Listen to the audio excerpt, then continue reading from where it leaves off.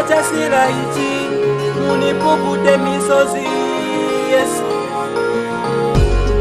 Uye chindani nkani yanga umoyo wa muvipadala yai nechitozi vika kumadotolo umoyo ingo pempa pempa yai wanisirizila ulemu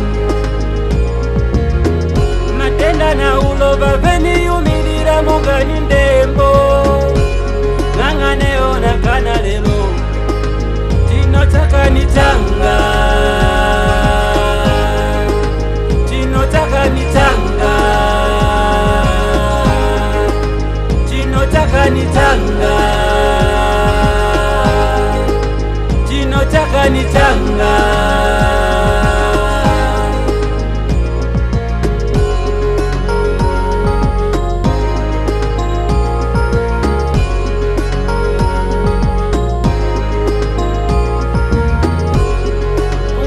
kosekuka monga nipoza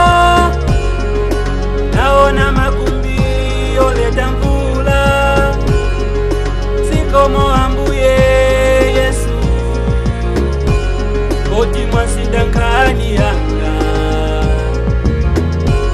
mwapasa adani yanga umoyo wa utali kuti aoneza nja yanu pamoyo wanga uye mwachinja nkani yanga chino chakani changa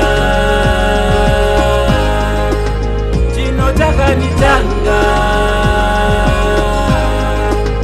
chino chakani changa